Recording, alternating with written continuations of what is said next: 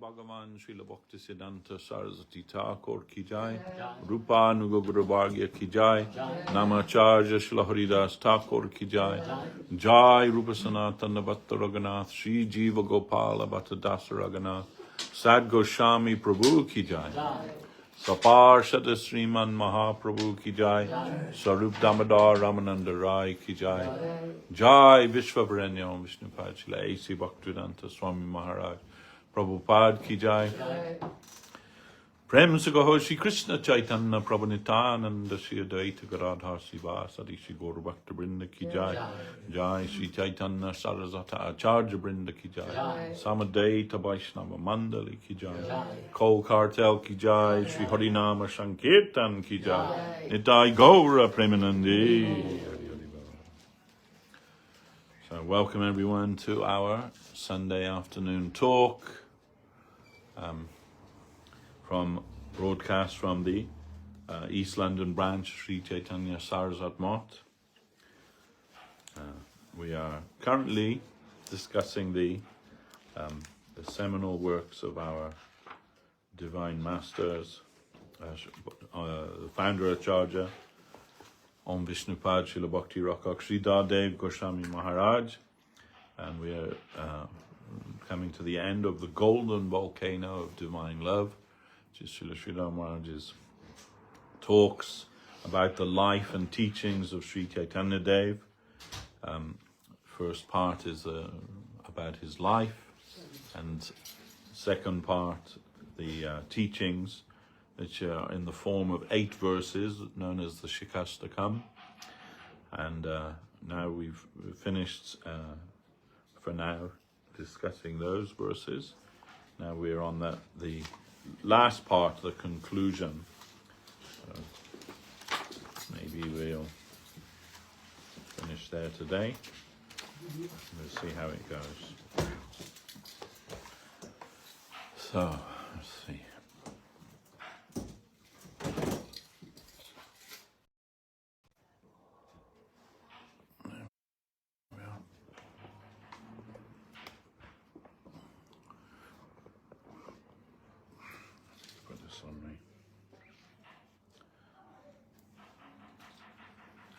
Srindra Mahaprabhu, nice to see you back. Yes.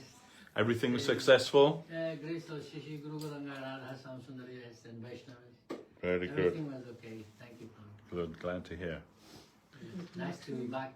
Thank you. You want Lakshmi? Yes, by grace of Guru Ganga Lakshmi. So, this is the conclusion. This chapter is called A Drop of Divine Love. Only Sri Chaitanya Mahaprabhu can give the conception of full-fledged theism. It is his grace, his sweet will. It is his own wealth, not the property of many. Krishna is an autocrat. He is the highest, and whomever he selects to receive his own wealth will get it. No one can raise the question of no taxation without representation. There is no room for that sort of slogan here. In order to explain this for our benefit, Bhaktivinoda Thakur, taking himself as a fallen soul, says, and quote, "My position is that of a servant of Krishna, but I am devoid of Krishna. What am I? I am a slave of Krishna, a slave of the Lord, but I am devoid of my master. What an ironic thing it is. You can wail, you can repent, you can mourn, but all rights are reserved by him. And when you awaken to that highest stage of self-surrender, you will get that wealth. But still we must conceive that Krishna is above all law. Otherwise, surrender is meaningless. If we analyze the very basis of surrender, we must ask, where does surrender begin? In full surrender, there are no rights. Whenever any rights are established, surrender becomes unnecessary. We cannot think we must fight for our innate rights.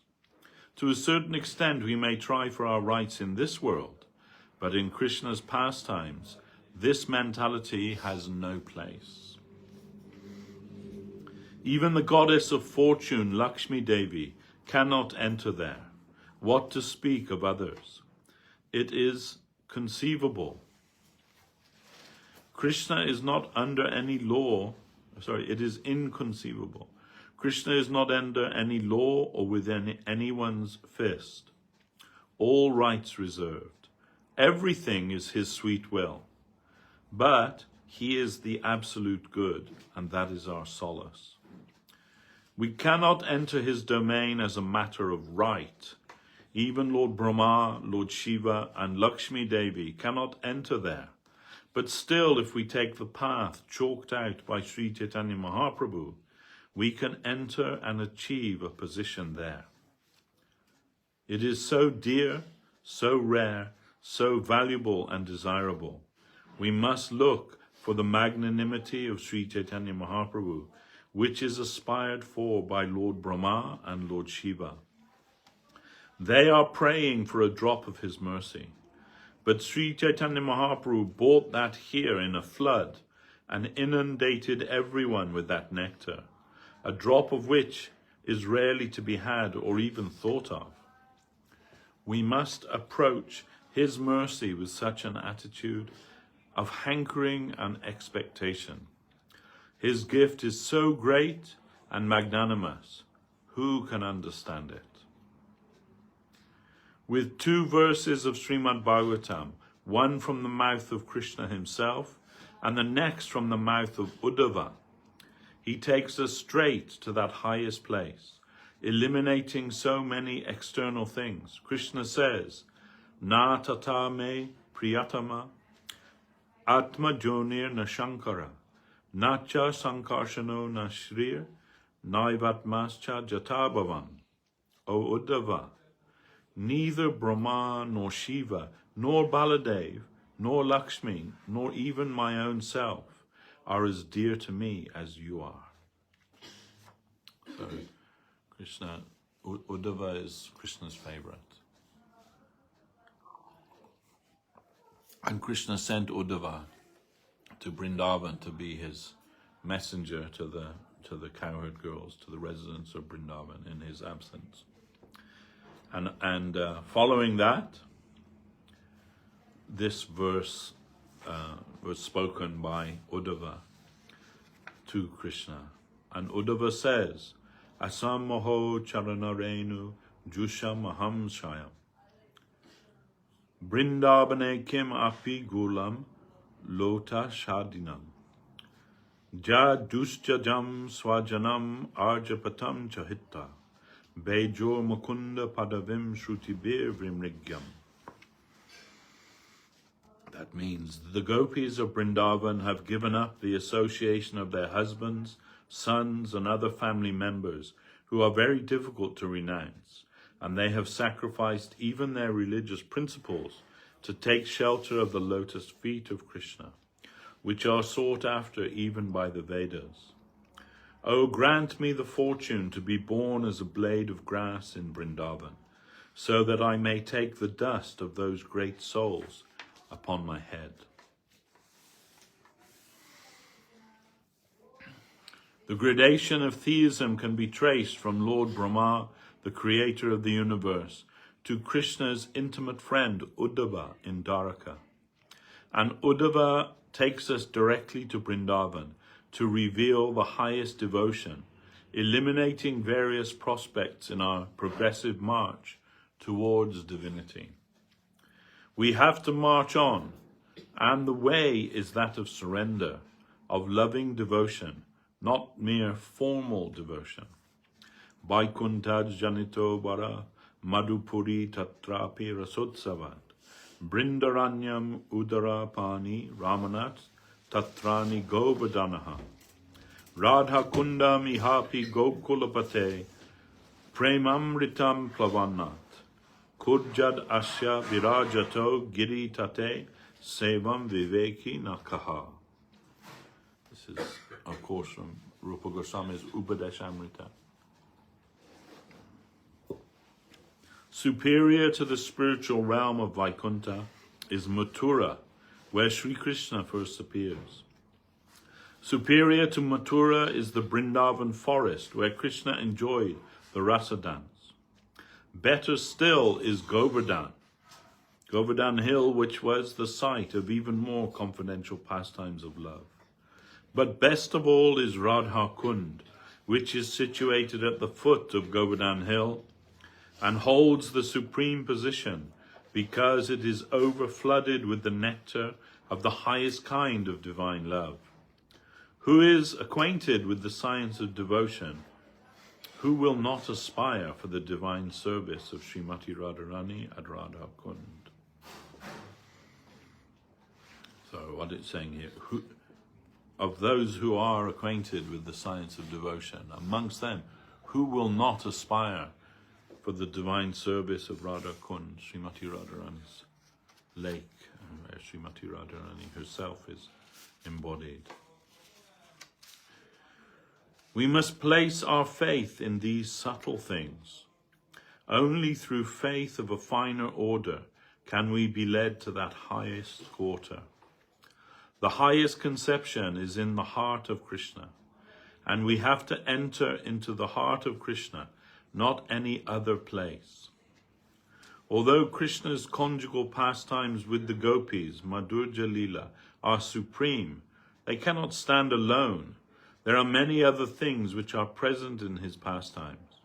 Krishna's pastimes with his friends and parents are essential in supporting his pastimes of amorous love. Conjugal love is, of course, the main thing, but still it is dependent on the other paraphernalia of Krishna's pastimes. There must be Krishna's family and friends and all the different groups of servitors. Even the environment of Vrindavan itself also has its valuable part to play. And what is Vrindavan? The sands of the river Jamuna, the jungle, the birds, peacocks and deer, the cows, cowboys and caves of Govardhan Hill, the motherly relatives, everything is there, and it is well designed and most suitable for the pastimes of Sri Krishna. Vrindavan is necessary for the pastimes of Radha and Govinda. When Radharani meets Krishna in Kurukshetra, her mind runs to Vrindavan. She thinks, Krishna is here, and I am also here, but her mind runs to Vrindavan. In Kurukshetra, Srimati Radharani is hankering for the environment of Vrindavan. She wants to have Sri Krishna's company there. All of Krishna's paraphernalia and divine associates have their own unique value and cannot be eliminated. Radha Govinda cannot be taken away from Vrindavan any more than Sri Chaitanya Mahaprabhu can be taken away from Navadvip. The whole thing is a system. One part cannot be snatched away from the other parts. All the devotees have a necessary part to play in order to create the harmony of Krishna's pastimes. Otherwise it would not be living, but dead, artificial, useless. It cannot even be imagined. Krishna Leela is an organic whole. Srimati Radharani says, my mind is running straight towards Vrindavan. I have the main object of pleasure, Krishna himself, but it is useless without the favorable paraphernalia of Vrindavan. So Radharani's pain of separation rises to the highest point in Kurukshetra, where she had attained the object of her union after a long separation. There, Krishna is very close, but without being surrounded by the favorable paraphernalia of Vrindavan. She cannot have the real advantage of union. In this way, Bhaktivinoda Thakur has explained the mood of Srimati Radharani in Kurukshetra. Srila Bhaktisiddhanta Saraswati Thakur once revealed the importance of Kurukshetra in a unique way. The words of our Guru Maharaj were mostly very revolutionary.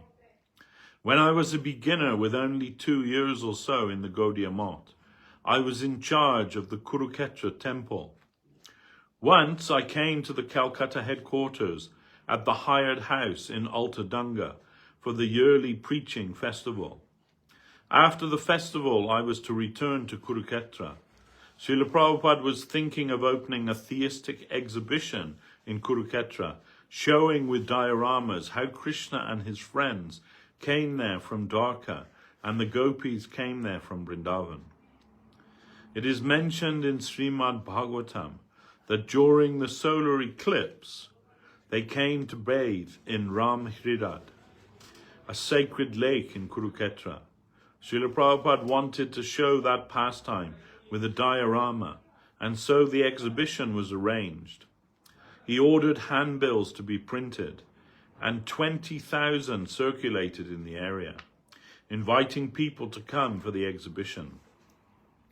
In this connection, he told us, "You all know that only the bogus, hollow people and men of shallow thinking like Vrindavan." I was very much perplexed to hear this. I'd been told that Vrindavan is the highest place of spiritual perfection. I had heard that one who has not mastered his senses cannot enter Vrindavan.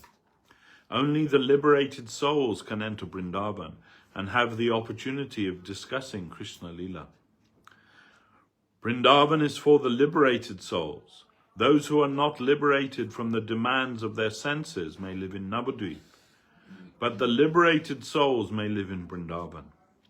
Now Prabhupada was saying that the shallow thinkers appreciate Vrindavan, but a man of real bhajan, real divine aspiration, will aspire to live in Kurukshetra. Hearing this, I felt as if I'd fallen from the top of a tree. What is this? I thought. I am a very acute listener, so I was very keen to catch the meaning of his words. The next thought that he gave us was that Bhaktivinoda Thakur, after visiting many different places of pilgrimage, remarked, "I would like to spend the last days of my life in Kurukshetra. I shall construct a cottage near Ram Hridad and pass the rest of my life there. Kurukshetra is the real place of bhajan." Why? Service is more valuable according to the intensity of its necessity. Shrewd merchants seek a market in wartime because in that dangerous position, money is spent like water without any care for its value. They can earn more money if a war comes. In the same way, when Srimati Radharani's necessity reaches its zenith, service to her becomes extremely valuable. According to its necessity, service is valued. And in Kurukshetra, Srimati Radharani is in the highest necessity because Krishna is so close, but their Vrindavan Leela is impossible. In a football game, if the ball is just inches from the goal, but again comes back, it is considered a great loss. And we remember that. That'd be previously the West Ham United football ground was here. And on the day of the football match, you could hear the fans, they're cheering, and then you hear, "Yo!" It means the ball's come very close to the net, to the goal, and missed. Yo! 1,000 people. Oh, what a great tragedy. So Guru Maharaj using that as an example here. They're watching Qatar at the World Cup. Yes.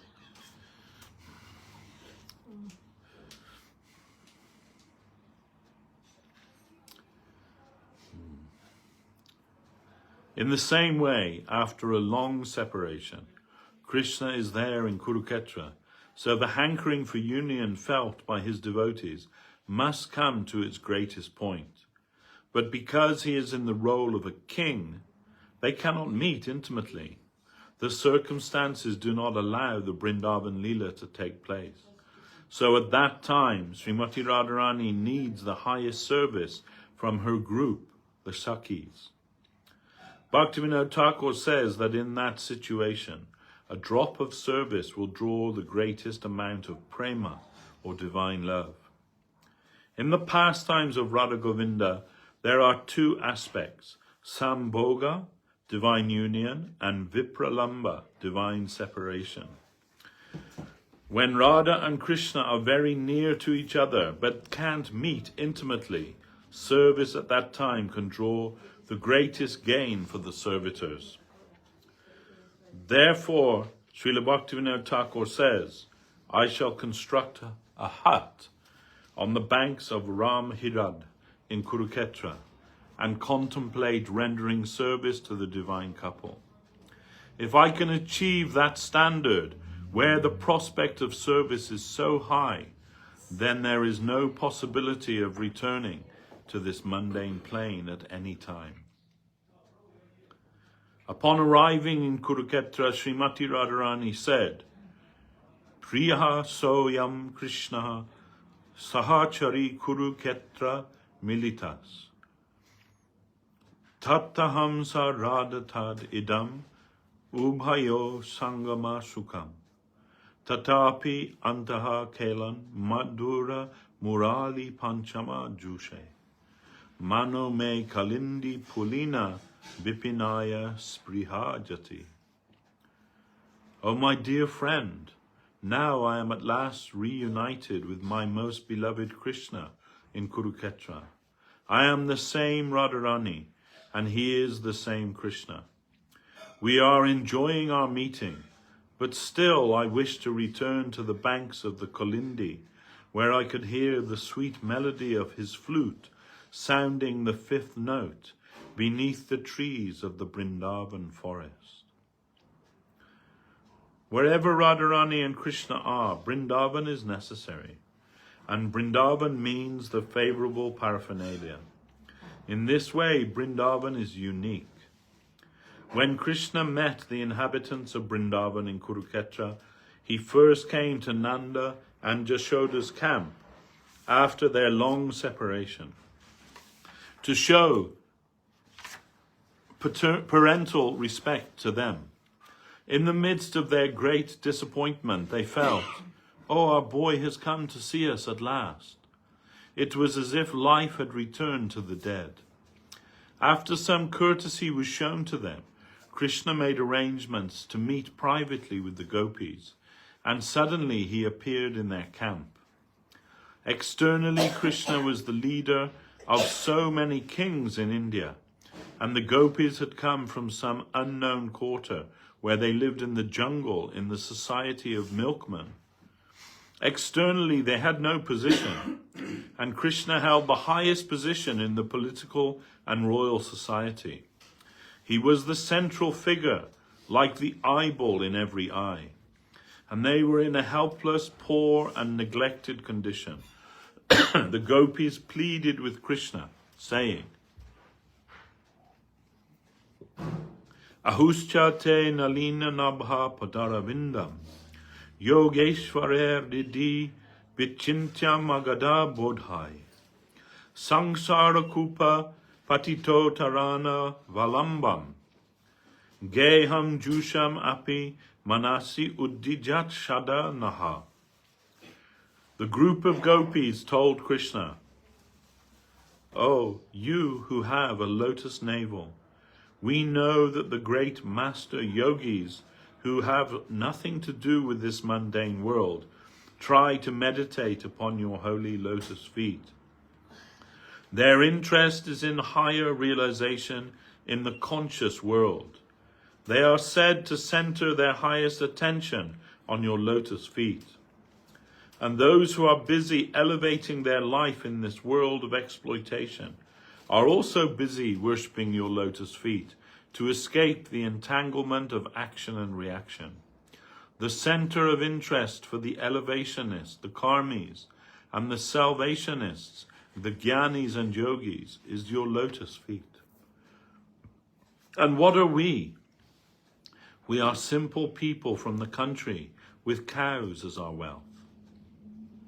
We are animal traders who live in the country, trade in the cow business, and sell curd and milk on the outskirts of society. We are neither scientific exploiters, karmis, nor are we the kind of exploiters who do research in the world of consciousness. We only know family life.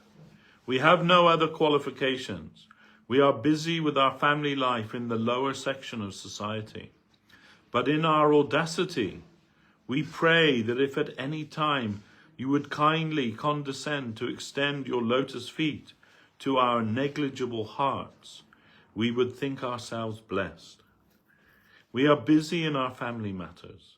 We do not know scriptural life or the methods of the Salvationists. We know nothing of yoga, Gyan, Vedanta, or the Vedas. Our ultimate concern is neither with scriptures or moral standards. We hold a negligible position in society and simply pray that in the midst of our family life, we may remember your holy lotus feet. Please grant this to us. We can't expect anything more from you. That was their petition. Krishna replied to them saying, Mai bhaktir hi bhutanam smritat vaya kalpate. Amrita vaya kalpate. Discha yad asinmato sneho bhavatinam nyad apanaha. Krishna says, yes, I know. People want devotion to me to achieve eternal life, to cross the limit of mortality and to have eternal life. They come to me and worship me. For these reasons they want my service.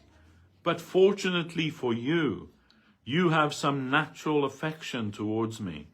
That will ultimately bring you to me. That is the formal or superficial meaning of what was spoken by Krishna and the gopis. But the great preceptors of our line have squeezed out another meaning from these prayers. They are conscious of the real private relationship between the two parties, so they have drawn out another meaning based on the divine sentiment between the lover and beloved. When the gopis prayed to Sri Krishna at Kurukshetra, their real meaning was this: oh, we remember that one day you sent Uddhava to console us. He recited many scriptural references about how the whole world is mortal, how it is nothing, how we shall all have to die. Affection has no great value. Attachment must be cut out. He said that we must try to liberate ourselves from any attraction for the environment and attain salvation. You wanted to tell all these apparently sweet things to us through Uddhava. Now you yourself are also showing us the same path. You say that you are great and that everyone should try for their highest interest to think of you. This explanation is found in Chaitanya Charitamrita. The gopis tell Krishna, do you think we are yogis who will be satisfied with abstract meditation on you? Can we be satisfied by imagination? We are not a party to that. Neither are we karmis, fruitive workers, who are incurring a great debt from nature, who come to your door to get relief, praying, O God, please relieve us from our previous sins. We do not belong to either of these two sections. What are we? We want to live with you as your family. We are interested neither in abstract thinking, nor in using you to clear off the faults of karma, to nullify our sinful activities.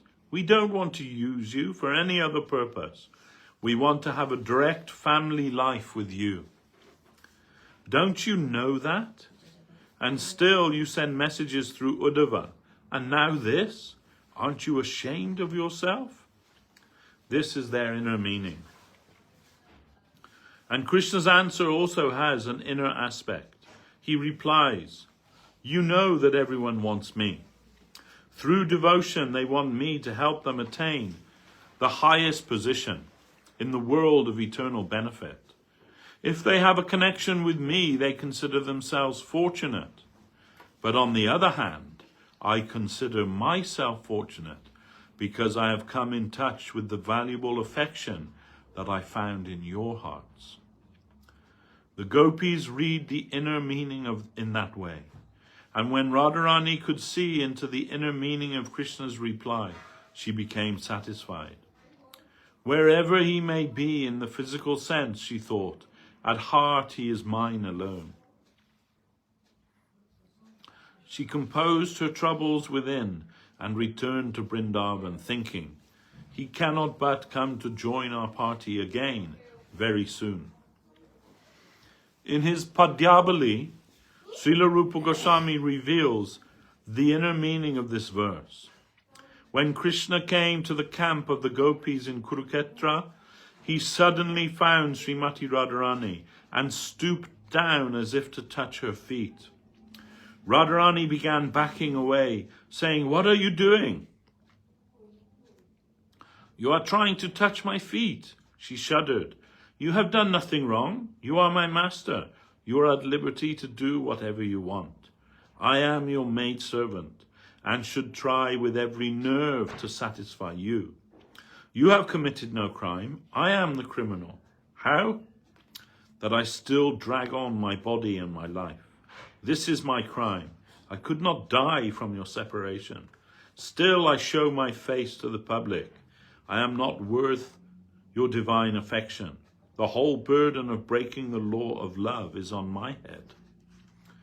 In this way, Srimati Radharani spoke, and in a similar verse, Sri Chaitanya Mahaprabhu says, "Na prema gandosti darapi me haro, krandami sobhagya bharam prakashitam, vangsi vilasanam lokanam vina, vibhami yat prana patanga kambritaha." I have not even a bit of divine love for Krishna within me. Not even a scent of love for Krishna is to be traced within me. You may ask, then why are you shedding tears profusely, uninterruptedly, day and night? You are always shedding tears for Krishna. How do you explain this? Oh, you don't know. I only do this to make a show and deceive the people in general into thinking that I have divine love for Krishna. In this way, I want to become famous as a great devotee of Krishna, but actually I am a hypocrite. Why do I say so? The positive proof is this: I still live. I could not die. If I had any real love for Krishna, I would have died from his separation. That is the positive proof that I have no trace of Krishna Prema within me. Krishna Prema is so high and attractive that once coming in contact with it, no one can maintain his life without it. It is so high, so beautiful, so enchanting. It is heart-swallowing. It is impossible even to conceive of it. Divine love of such a high degree is known as prema. That divine love for Krishna is not to be traced in this mundane world. If by chance someone had any experience of that high and vital kind of devotion, then by any separation from that, he would die instantly. It is so beautiful and magnanimous. We are out to search only for that divine love in this world. And Sriman Mahaprabhu came to distribute that to the world for our sake. From this we can understand how rare is real Krishna consciousness, Krishna Prema. This is so rare that to have a real connection with that. Yes, we aspire for that. But to actually have that is so rare. I have a friend, a good friend. He lives in South India, and he's a Carnatic vocalist. And he came to visit me, and he told me, "Oh, I had a darshan, a real darshan of Lord Shiva," he told me. And I said, "Oh, okay." tell me. He said, I was at the temple of Lord Shiva, and suddenly I had a searing pain, and I fainted, and I was rushed to the hospital, and they found that my appendix had burst. What's that called? Peritonitis, right? So, yeah. So then they operated on him, and he said, and while they were operating on me, I saw him, Lord Shambhu, that Lord. I saw him, a vision of him within me, Then, and he said, and I cannot forget that, And I said, okay. So what's the outcome of that? Like what? How did that change you? He said, what do you mean? How did it change me? And I said, no. I know him for a long time, so I know the things that he likes in this material world. Then I said, and you still like those things? You're still attracted to? Yeah, I'm still attracted. Yeah, still this. And I said, then that can't be a real darshan of Lord Shiva. Because if you are to see him, the divinity, if you are to see that in any way, really, you cannot continue to live like you did before. It must change you completely, so much so that all the things of this world that you were previously attached to, attracted to, they'll be like rubbish to you now. I say, isn't it more likely that because you were in the temple of Lord Shiva, it was some puja to Lord Shiva, and you had, this appendix burst, and they give you some anesthetic, and the influence of that anesthetic dies. Then you're hallucinating and dreaming about Lord Shiva. I mean, it's not bad, it's a good thing. At least he's dreaming about Lord Shiva, right? But that actually Lord Shiva came before you is not such a cheap thing. And if you do have that real connection in any way, even for a moment, your material life must be finished then. It cannot continue in the same way. He was a little angry with me for saying that. But what can I say? And I don't deny that maybe he had some kind of vision, no doubt. An auspicious vision. But actually to see Lord Shiva, then it is impossible that your life will remain just the same as before. It cannot. Impossible. Guru Maharaj says, I've heard that a group of people in South America committed collective suicide because they felt that their faithful way of life was going to be destroyed by the present civilization.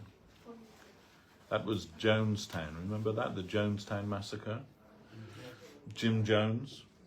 He was like a preacher, and they had some kind of commune where they all lived, and everyone took poison and killed themselves. They could not tolerate that, but rather they thought, let us take poison and leave this world behind. Then we can live safely in the world of our faith. We have no charm for anything in this mundane world. Let us go with peace. We are members of the peaceful world. Let us enjoy that peace which is independent of material acquisition. We can agree that there is no charm here that shall make us hesitate to withdraw from this world. But we must also disagree and say that our life in this world is valuable. Why? With this life we can acquire a higher aspiration. We can have the chance of acquiring the goal from this plane. This human life is so valuable that with it we can take the path of the highest divine conception. This human body is highly valued and rarely achieved. In Srimad Bhagavatam it is stated, Labdva sudurlabam idam bahu sambhavante manusham artadam anityam apiha dhiraha turna jateta na pated anumrichu javan nishreyasya vishaya kalo sarvata shat. The human form of life is so rarely attained and although temporary, gives us a chance to achieve the supreme goal of life. Therefore, those who are grave and intelligent should immediately strive for perfection before another death occurs. There are so many forms of life: the aquatics, the vegetable kingdom, the animals, the birds, ghosts, and other living beings. But only in this human position do we hold the key to the complete solution of the problems of life. If we can use this human life in a valuable way, we can acquire the key by which to become free from the whole chain of life in this troublesome world. We can get rid of the bondage of all sorts of physical and mental troubles. The key is here, in this human form of life. Jiva Goswami says that lower life forms have insufficient understanding to realize the highest truth. And in the higher life forms, such as the demigods, such as demigods, because previously acquired energy or karma has accumulated on all sides, the chief enjoying elements are surrounding the living being. It is difficult to escape the charm of those influences and begin the prospect of a fresh life in a higher plane of consciousness. So, saying that in this world, the lower life forms, they're just struggling for existence, isn't it? Just like they're thinking, where is food, where is shelter, where is a mate, where, that's their entire consciousness, animal consciousness. And also human beings can also adopt that same kind of consciousness, looking, where is food, where is shelter, where is sex, where is all of these things. And not without any thought of like what life is meant for and any higher purpose of life. Just going on, day to day. The same old, the rat race, they call it the rat race, We're all like rats running in a maze and thinking that happiness is just around the corner, that we'll get it. When we get past this, then the happiness will be there. But when you get past it, then another thing, and then you'll never find satisfaction here. So that is animal life. Guru Maharaj says it's called Pashu Buddhi. That means an animal consciousness. And Guru Maharaj says that means to think that you're mortal and that you will die. So that's animal consciousness, trying to solve that prospect of death. But you do not die. The body may die, but you do not die. And then Guru Maharaj is saying that the higher beings, like the devatas, the demigods, they're reaping the fruit of their karma to such a degree that their enjoyment is so intense, they also cannot think about the spiritual purpose of life. They're just enjoying heavenly delight. And when you have that, you cannot very rarely think about the spiritual reality. Although they're living on a more subtle plane and closer to the divinity, no doubt, but still they're absorbed in the aspiration for happiness in this material world. And a much greater prospect of that than we have here. That happiness is there all the time. No suffering there. So they also can't concentrate on the real purpose of life. But the human form of life, if we can rise above the animal consciousness, the human form of life is the best form of life for us to realize our spiritual nature. Because we have the power of discrimination and the power of Dhanavad Prabhu, good to see you. And to think of our real benefit in life. That is necessary for everyone. So this human life, although it is rarely found, rarely attained, then we should not waste that.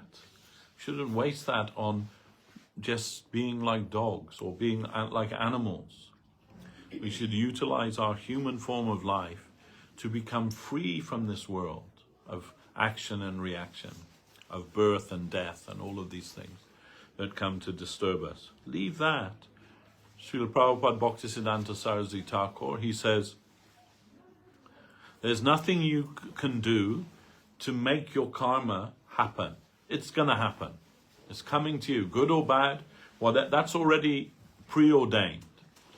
And there's also nothing you can do to stop it from happening. It's coming.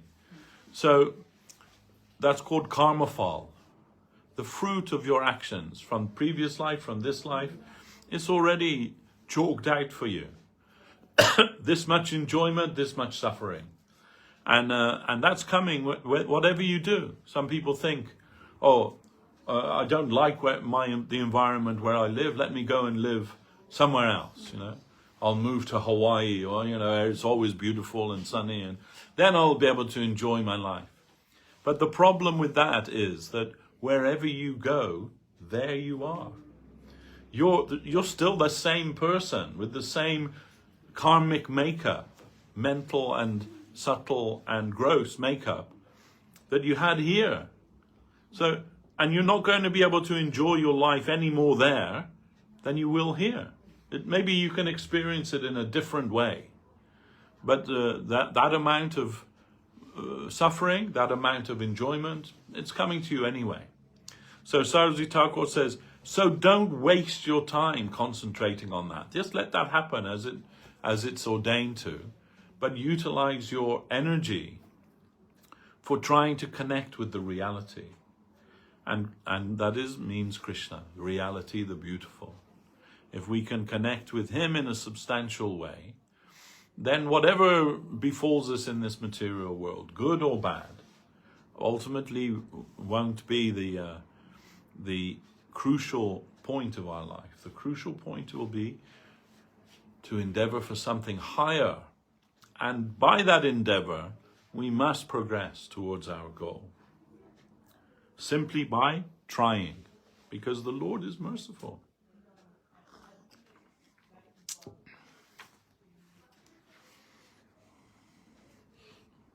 Sometimes people ask, why did Sri Chaitanya Mahaprabhu choose to give the highest conception of divine love, Krishna Prema, to the lowest class of people, to the people of Kali Yuga?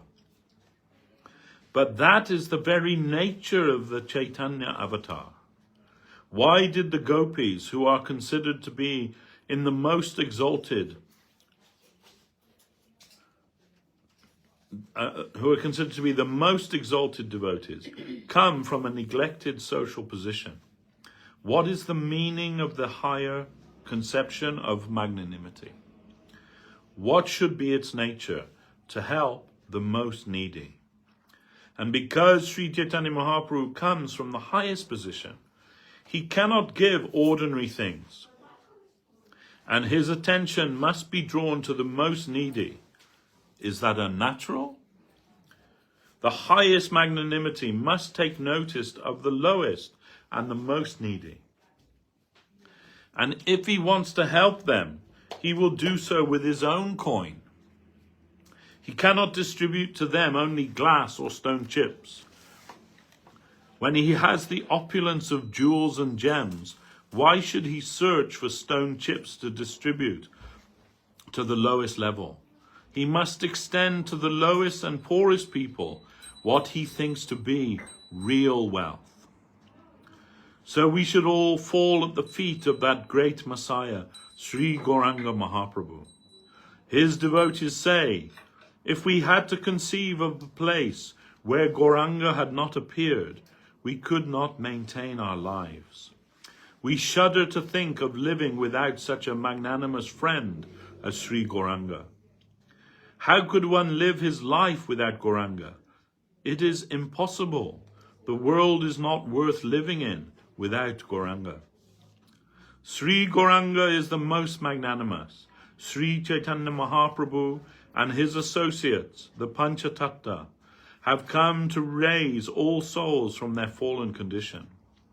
Generally, only deserving persons can gain entrance into Vrindavan, into Krishna Lila. But as Sri Chaitanya Mahaprabhu, Krishna himself has come down to cure the offenders of their offences and grant them entrance into Vrindavan. Simply by chanting the names of the Panchatattva and by remembering their Leela, we can be purified even from the lowest position and prepare for participation in Vrindavan Leela. In Goloka Vrindavan, Radha Govinda are enjoying their pastimes of divine love within their own circle. And there is another quarter where Radha Govinda are combined as Sri Chaitanya Mahaprabhu, Krishna himself in the mood of Radharani, is tasting his own sweetness with his entourage. We have to realize this through the recommended process. Who is Sri Chaitanya Mahaprabhu? He came here to bestow upon us the gift that will promote us to the highest goal of life. To bring Sri Gauranga nearer to our soul is to get, even unconsciously, a guarantee of our achievement in Krishna Lila. For the fallen souls, it is more useful to cultivate devotion for Sri Gauranga. That will give us the complete fulfillment of life with the least trouble. Devotion to Gauranga will not lead us to any haphazard or misconceived Krishna consciousness, but real Krishna consciousness. We can have full Krishna consciousness plus something more. And what is that? The distribution of Krishna consciousness. Krishnadas Kaviraj Goswami, the giver of Sri Chaitanya Charitamrita, the most valuable theological literature that has ever seen the light of day, has written, Krishna Lilamritasar Tara Shata Shatadhar Dasa Dike Bahe Jaha Hoite Sri Chaitanya Lila Hoy Sarovara Akoy Mano Hangsa Charahar Tahate. What is Krishna Lila? It is the real essence of nectar. It is the gist of sweetness, happiness, and ecstasy. The sweetness of the sweetest thing that can ever be conceived is represented in Krishna Lila. Then what is Chaitanya Lila? In Chaitanya Lila, that sweet nectar of Krishna Lila is flowing in all 10 directions, in hundreds of streams, as if from a fountain. That fountain is Chaitanya Lila. Although Chaitanya Lila appears later than Krishna Lila, Chaitanya Lila is the source, the foundation. We see that Krishna appeared in Dwapara Yuga, in the previous age, and then Sri Chaitanya Mahaprabhu appeared later in Kali Yuga. Still, their Leela is eternal. First there is the giver, then the gift. And the gift of Sri Chaitanya Mahaprabhu is that in all the 10 directions, he is distributing unlimited streams of sweet Krishna Leela to the world. Krishnadas Kaviraj Goswami concludes, O devotees, come. Like so many swans, you must swim in the lake of Chaitanya Mahaprabhu's pastimes. From that lake, Krishna Leela is flowing to the world in different streams. Devotees like clouds take nectar from that lake and distribute that nectar freely to the fortunate souls. Come and live in that lake. Ask the swan of your mind to take shelter in that lake. May that swan swim in the nectarine lake of Sri Chaitanya Mahaprabhu's life and precepts, from where so many hundreds of streams of nectar are flowing in all directions. O devotees, I offer this humble prayer to you. So here we are. That concludes the golden volcano of divine love. Srila Guru Maharaj, Srila Sridhar Maharaj's compiled talks on the life and precepts of Sri Chaitanya Day. And he asked, these books were compiled by Bhakti Sriddhar Goswami Maharaj. And Guru Maharaj asked him, which is your favorite one?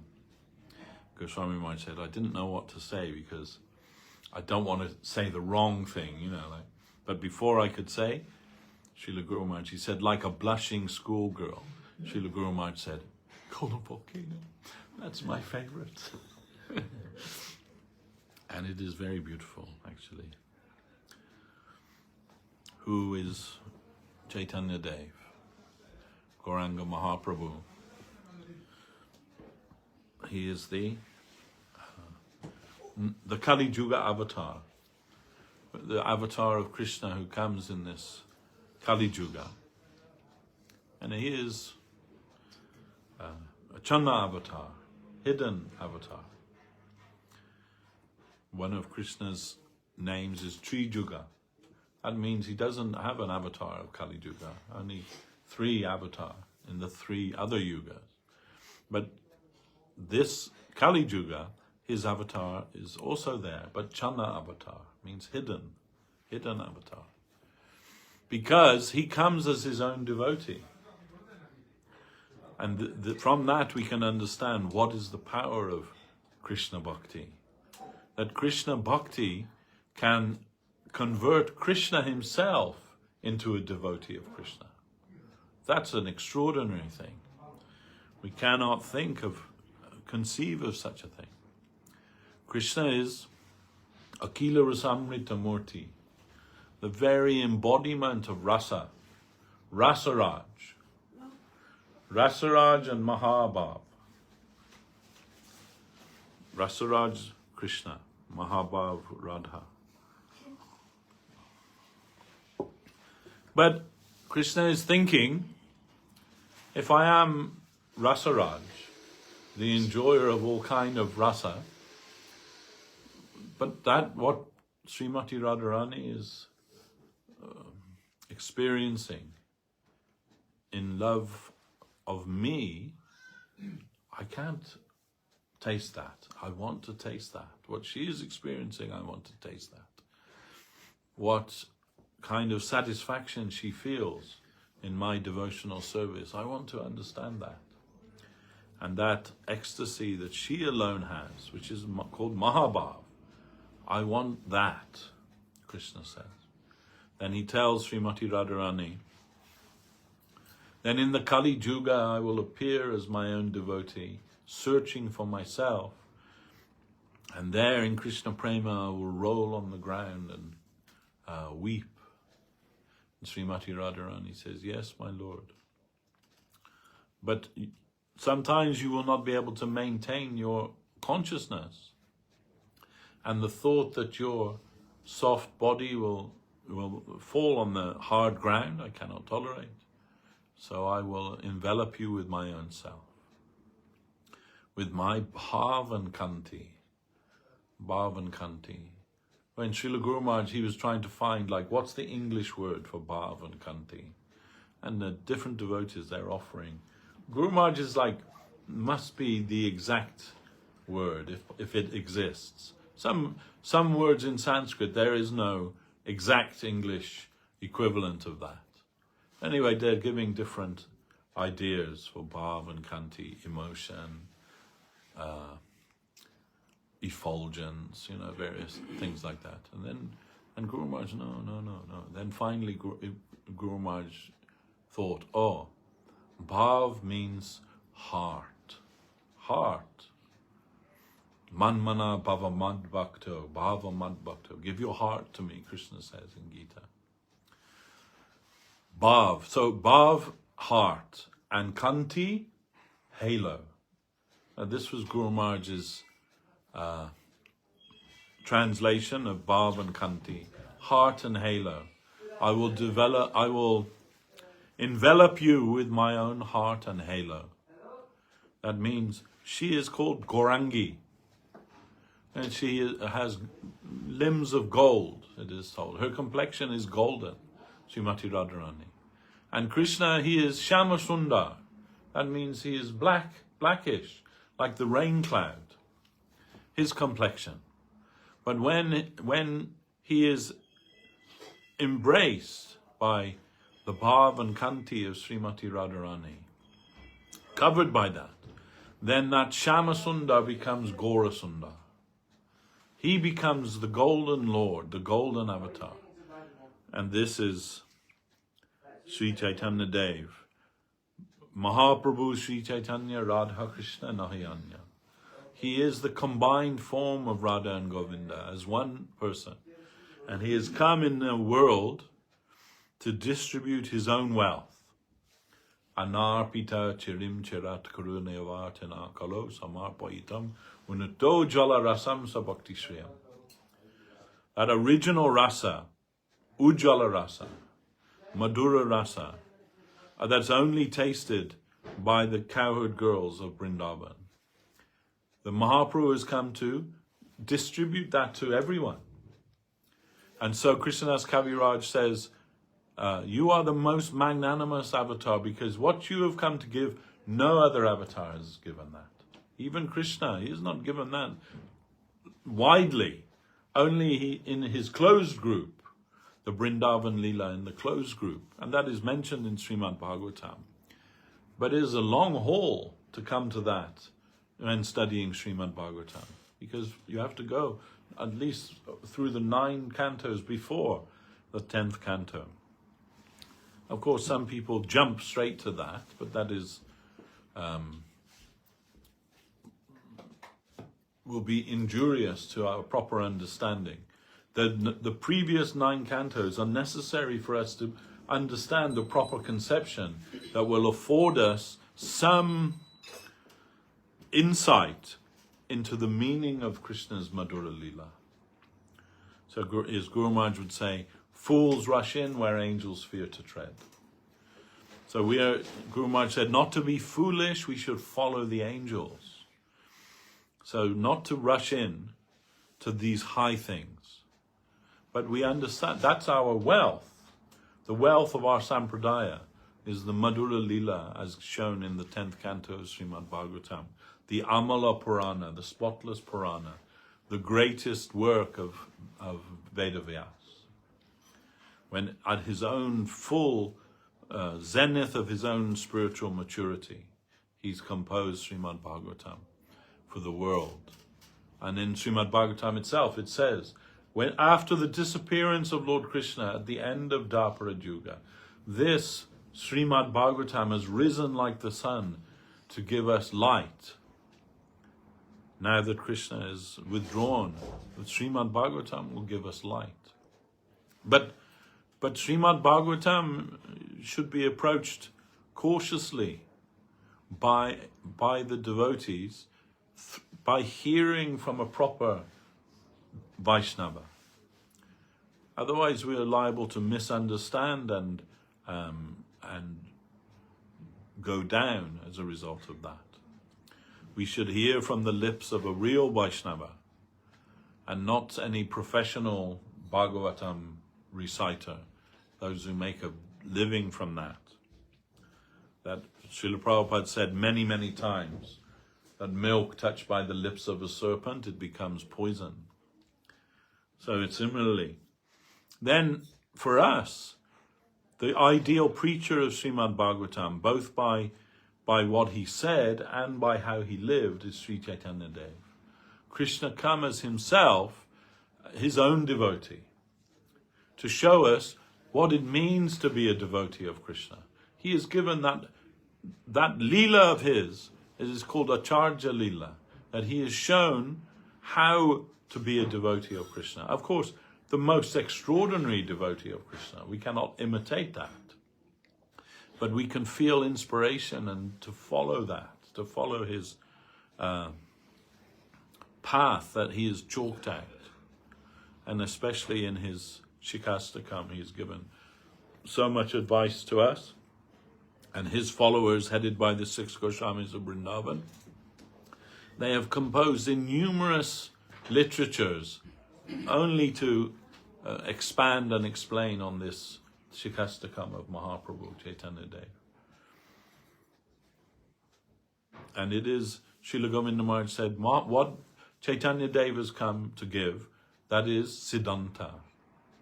And said even the other Vaishnava charges like Ramanuja, Madhva, Nimbarka, Vishnu Swami, said what they have given is Vad.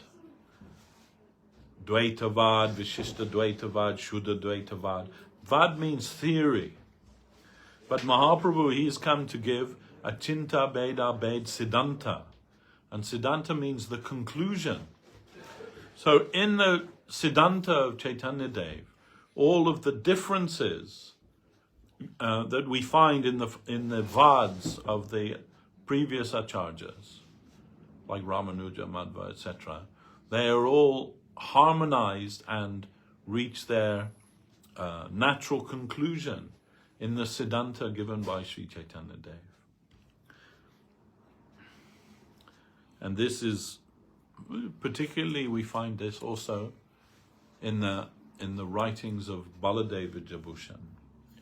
Srila Prabhupada in his Bhagavad Gita commentary, Bhagavad Gita as it is, he dedicates in the beginning there's a dedication, dedicated to Baladev Vidyabhushan, who so very nicely presented the Govinda Bhasya. Now we went there a few years ago, isn't it? That place is called Raval, isn't it? Raval? Yeah, just outside of Jaipur. Anyway, where that was debated, because as you know, in Jaipur, the main deity of Jaipur is Rupa Goswami's Radha Govinda. Everywhere you go in Jaipur, they know Govinda Ji. And when you go to see that in the morning, to see the arti of Govinda Ji, you will not think that you are belonging to some minority religion. You will think this is extraordinary, like thousands, oceans of people coming to see Govinda Ji every morning. And you almost get carried away in there. There's so many devotees there to coming to see Govinda Ji. Govinda Ji in Navadvip. Yes. Govinda Sundar, yes.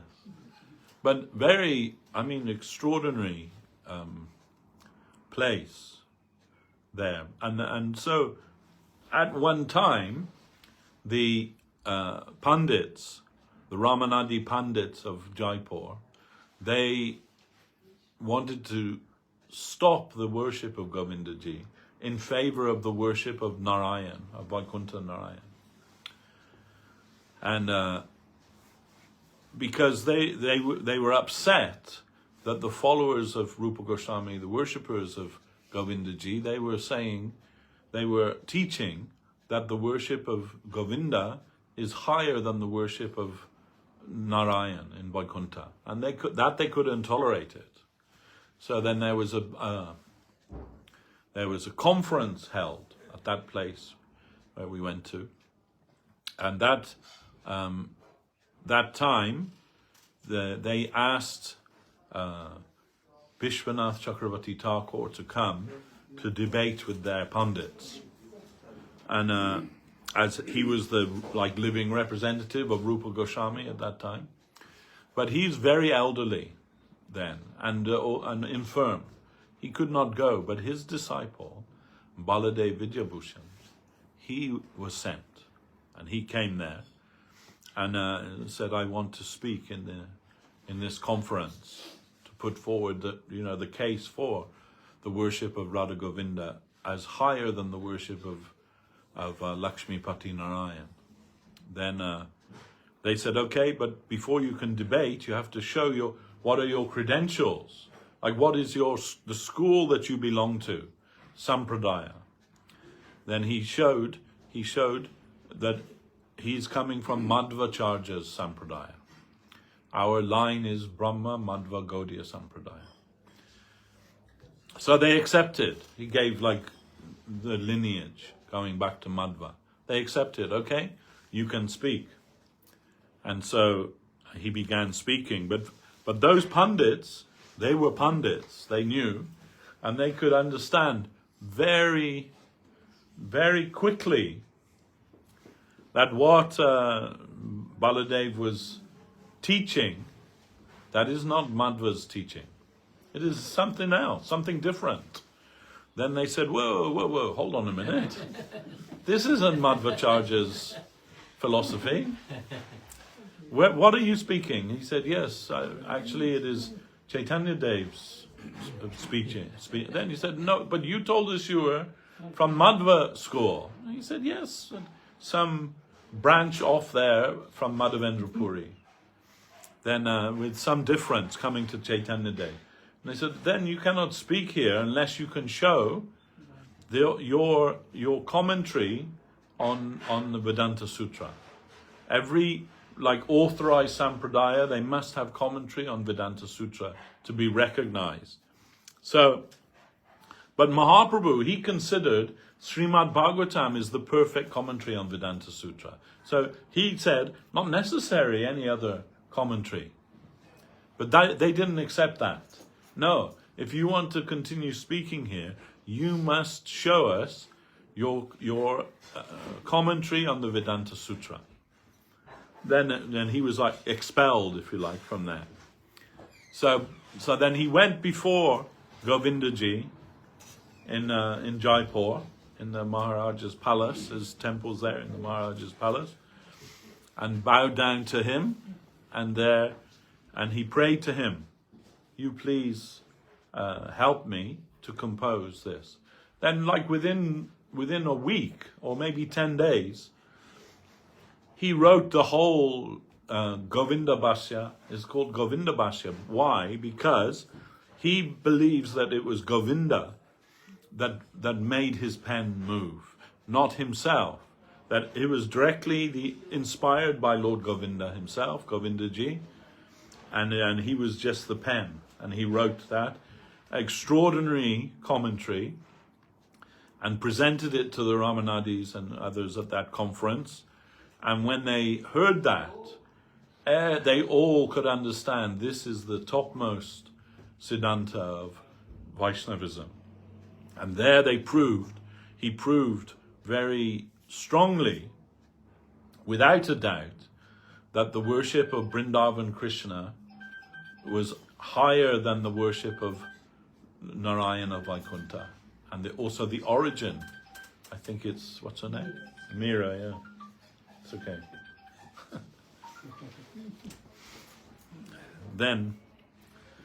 From then, actually Chaitanya Dev Sampradaya was recognized as the 5th Vaishnav Sampradaya. Historically there are 4 Vaishnav Sampradayas, but from at that time, then the 5th Sampradaya, the Sampradaya of Chaitanya Dev, was recognized after that presentation of Baladeva Vijayabhushan.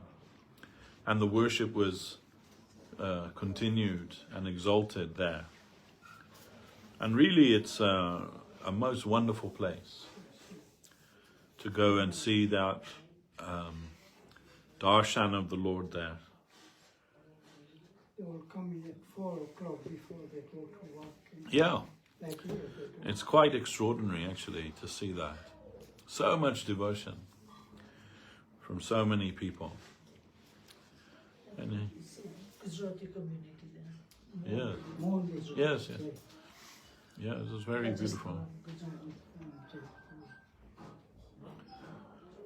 And of course, that was Krishna's desire, that he will live in the palace of Maharaj Jai Singh. He was the Rajput king of Jaipur at the time of, the Mughal invasion of Aurangzeb. And Aurangzeb was destroying all the temples. And he made his base in Delhi. And from Delhi he can see in the distance some great light coming. Every night some great light. Then he sent his agents, go and find out what that is. It's really disturbing me, this light, Then a few days later, the men he sent, they came back, they said, it is the temple of Govindaji in Vrindavan. And from Delhi to Vrindavan, it's nearly 100 miles, between 80 and 100 miles. And from that place, and he said, every night they're burning ghee in the tower of that temple in honor of Govindaji. And he was enraged by that, Aurangzeb. That is called iconoclast. The iconoclast, they want to destroy any image of any god or goddess or anything. The Mughals, they're Muslim, they're thinking that this is their duty. Just like in Afghanistan in recent times, when the Taliban they are again in charge there, but when the first time when they were in charge there, they discovered these carved into the mountain, the figures of Lord Buddha that they found there in Afghanistan, and they want to destroy them. Or we don't like any figure or anything like that in a religious idea. We want to destroy it, and it's our religious duty to do that. Now that type of thing, that's called iconoclast. Want to smash the icon. So yeah, then Indian government said, we'll dismantle them and take them to India.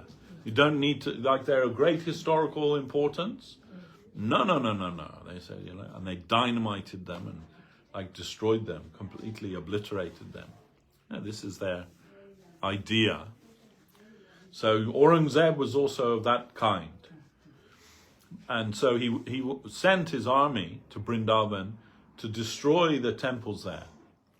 And at that time, the priests, they fled the temples with the deities of the Lord. In fact, Aurangzeb, he was famous for killing the priests in the temple and then pouring their blood over the deities in the temple. That was his signature move. So anyhow, so Govindaji, he could understand that, and he told his priests, take me to Jai Singh in Jaipur. He will give me some place there. And he appeared in Jai Singh's dream. Jai Singh was a, Hindu Rajput king. And the whole of Jaipur at that time had been designed on Vedic architectural principles. So that the idea is that the city reflects the cosmos. And very beautiful, you see all those things. What's it called? Manta Janta or Janta Manta or whatever, that a kind of observatory, and then, that pink sandstone, everything. Then Krishna appeared to Jai Singh and told him, so you've made this beautiful city, according to the Dhanurveda, everything, the proper Vastu architecture, everything. But you made one error. And that the error is that in the center of the city, you've established yourself there. Your palace is there. But that is not right. I should be the center of the city, not you. You are king, but I am the Lord. Then I should be in the center of the city. Then immediately you begin to construct my temple. I'm coming. And the very next day when he awoke, Jai Singh, he instructed his people, build the temple for the Lord. The Lord is coming. And they built that temple. It's in the palace grounds of the Jaipur palace. And within, just as it was completed, the priests from Vrindavan, they bought Govindaji there. And Jaipur is a very unique city because it's surrounded on three sides by mountains and sheer, then and the front are huge walls, and also inside the walls, farmland before the actual city proper. So that then Jaipur at that time could withstand any invasion. They, one tactic that they use, right? Just starve them out. Just surround the city, don't allow any goods in or out. They'll just starve eventually. But not in Jaipur, because there's so much farmland in there, they just grow their own food. And this was all the genius of Jai Singh, actually, And many, impenetrable gates and walls. Of course, today, you can go with, helicopter gunships and things, it would be different. But then Aurangzeb didn't have that.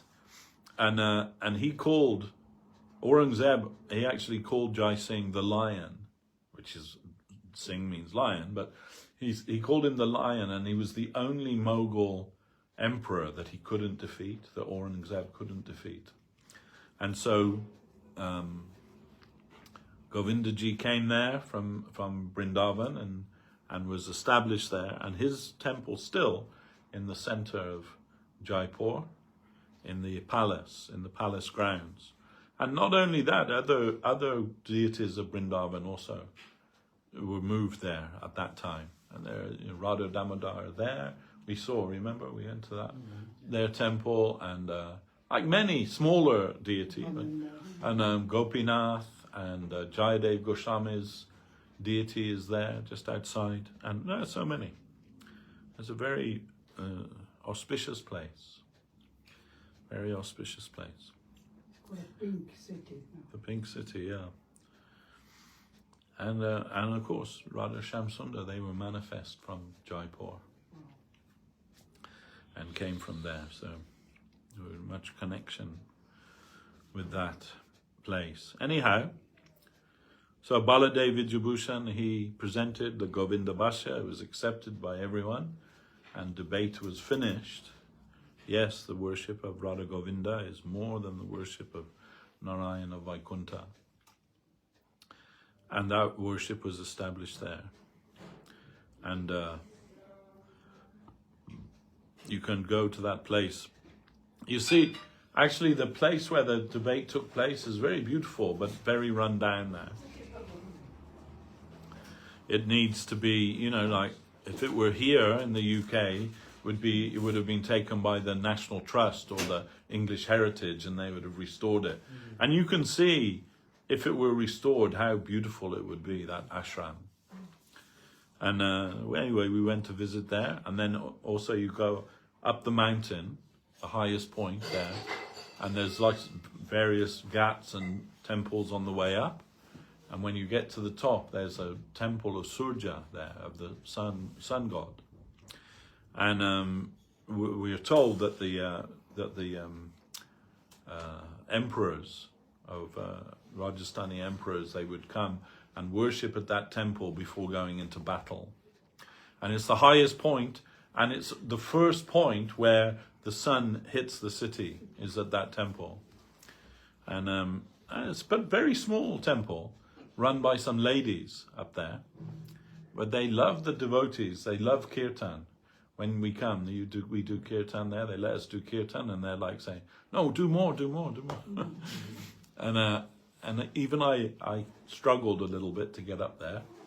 I'm like 3/4 of the way up, and my phone rings, and my mobile phone, and I answer it, and it's Madhusudan Maharaj, and he says, you don't have to come up, Prabhu, it's okay, like Maharaj, I'm like 3/4 of the way up, am I going to turn around now? Anyway, we made it to the top. Yeah, that's different. But yeah, anyway, it's very nice. And from the top there, you can see the whole of the city. Yeah, that's right. At the Amber Fort. Anyway, so something there. But Mahaprabhu's Jaipur is in Rajasthan. in Rajasthan, yeah. And there is few temples, like Krishna's temple, Srinathji, yeah.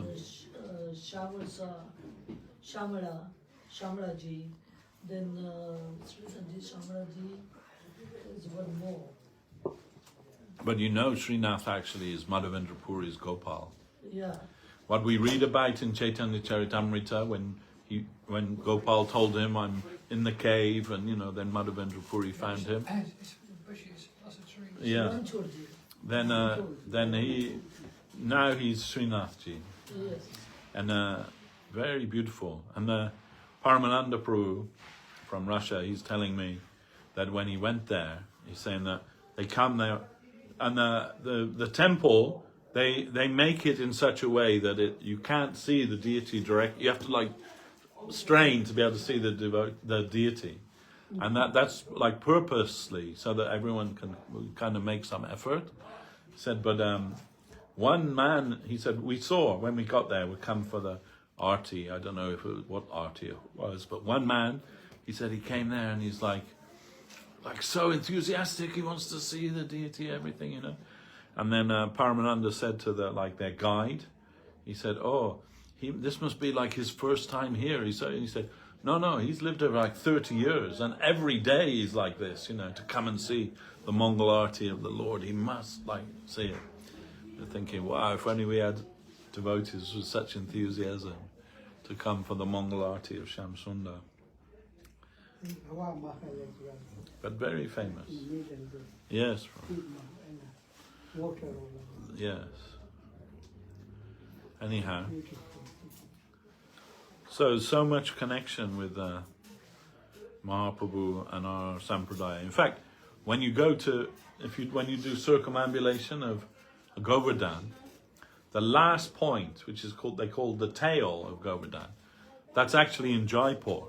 It's not in Uttar Pradesh. It's actually in Jaipur, in Rajasthan. It's in Rajasthan, yeah. Anyway, very nice,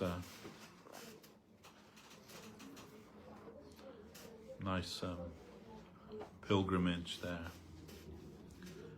And this,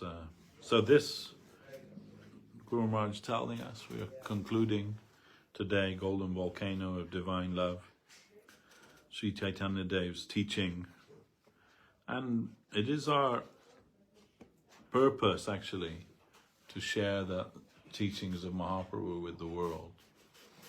We are not just, like to cater to those, like we saw in when I was with Gurudev in Navadvip, and I've told you this before, so forgive me if I'm just repeating myself, but 2 brahmacharis from our South Africa temple came there.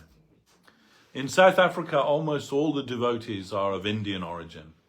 There's not really any white devotees, maybe 1 or 2, but generally they're all of Indian origin because they've moved there. But so our mission like that in South Africa, and they have their particular way of doing their worship and everything. In fact, one lady came here one time, and she's very disappointed with us because in their temple in South Africa, whatever color the deity is wearing, or the ladies all wear matching sari for that. So if Krishna's wearing blue, then all the ladies will come in blue. Or if Krishna's wearing pink, they'll all wear pink. And then when she saw we didn't do that, she was very upset, very disappointed. But anyway, it's kind of cute, kind of nice that they did that. But anyway, so these 2 brahmacharis, they came to Gurudev, and they want to give a report to Gurudev of their preaching, So then Gurudev asking, he's saying, every weekend we have like a big pandal program, maybe 300-400 people come every weekend, very successful. And Srila Gurudev said, and what is your preaching? What's the word? Preaching. What is like the content of your preaching? What is it? The subject you are preaching?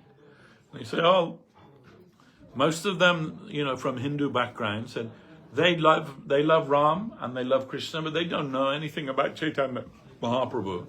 So we are just preaching Ramayana and Krishna and Ram, and very successful. They're coming, everyone's very happy. And Srila Gurudev said, I can never support that. So because we are the devotees of Gauranga Mahaprabhu and Nityananda Prabhu. And our duty is to educate people who is Chaitanya Dev and who is Nityananda Prabhu and what they have come to give. And not just to pander to the people what they like, but we are to give that. And without that, then what does it matter? 300 or 3 people, but it will be pure Mahaprabhu's teaching, pure Mahaprabhu's teaching. This is the essential thing.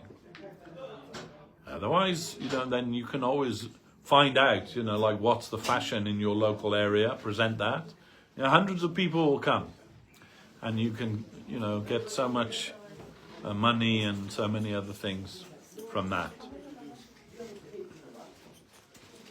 Bhakti Vedanta, they go to say Ram Krishna, Lakshmana, and the Radha Krishna. Yeah, actually, the fortune of Bhaktivedanta Manor changed after Ramchandra came there. And that was the inspiration of Krishnadas Swami, who I believe has passed away now, but he wanted to introduce that. And really, I mean, it's so much wealth coming to them because of Ram being there. But that isn't our line, actually. And there's only, as far as I know, one other place where Srila Prabhupada allowed the worship of Ram, Sita Ram, Lakshman, Hanuman, and that's in Bombay, the temple in Bombay, or Mumbai as it is now. But otherwise, that is not our line. But anyhow, their fortune has come. So we can think like that if that's what your aim is. You know, it's a big deal to be able to support a big temple like Bhaktivedanta Manor. There's a very big expenditure there. So they have some plan to do that. But one of the senior devotees there, he told me, we don't really spend our time preaching what Prabhupada taught us. We just spend most of our time just smoozing the wealthy Indians, you know, to like get donations from them and making dinners for them and doing all these things because we want that support, financial support. And it's a curse of success in a sense. If your temple is very successful and you have many people coming there, they expect something in return for their support. So, and we know mainly at the Bhaktivedanta Manor, it's mainly Gujarati devotees, and they have their own way of doing things like that, you know. And he said to me, we don't have any Bengali devotees. They all come to your temple. Even Rustic men, Yes.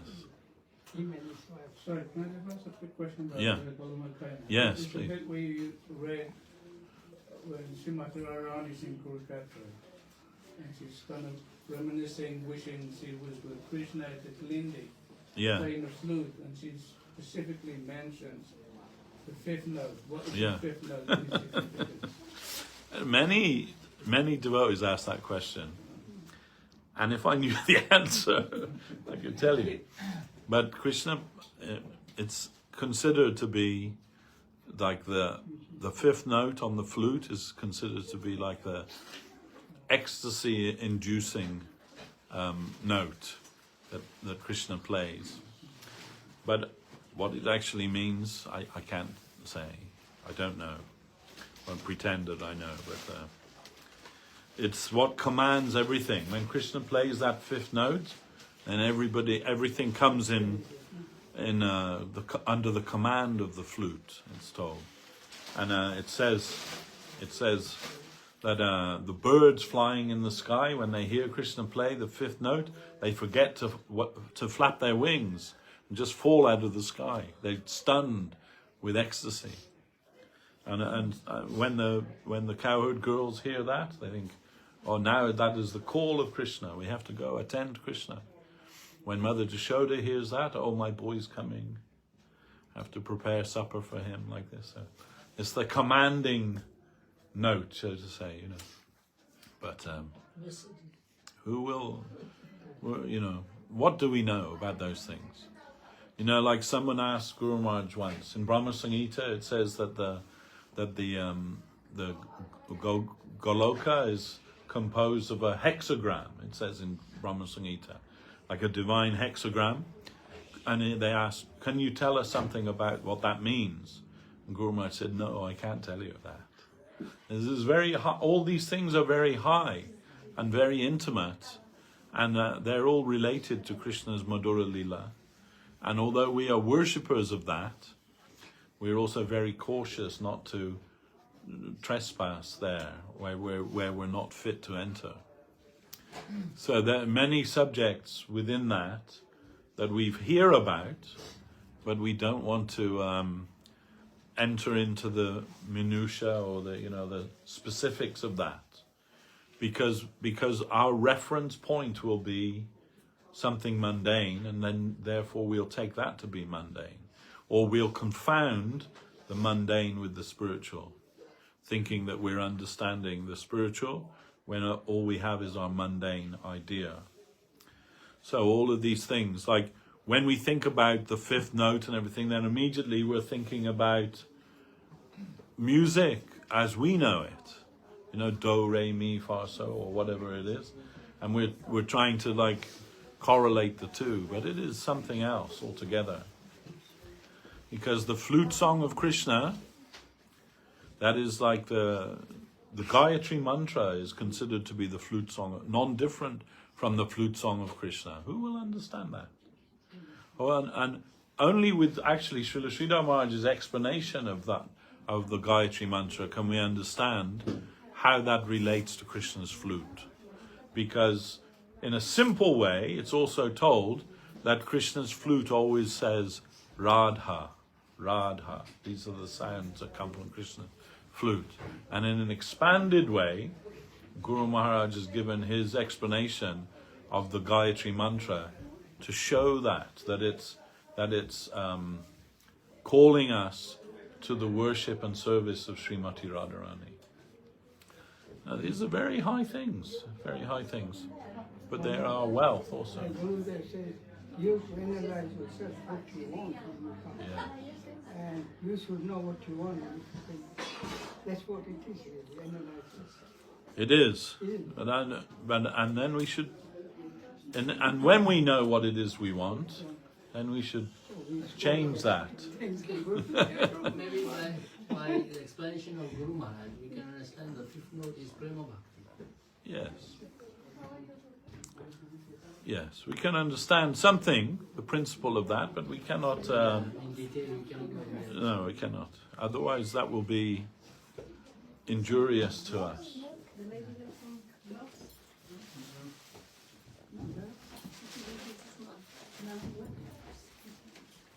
All right, we'll end our talk for today, unless anyone has another question.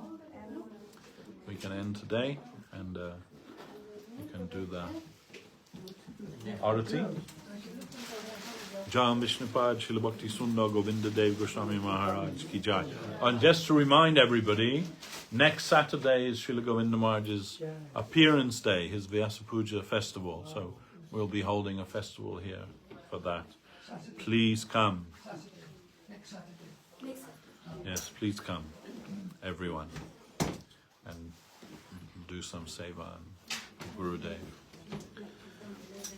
Jai Vishnupad Srila Bhakti Rakshak Sridhar Dev Goswami Maharaj Ki Jai. Bhagavan Srila Bhakti Siddhanta Saraswati Thakur Ki Jai. Rupanuga Guru Bhagya Ki Jai.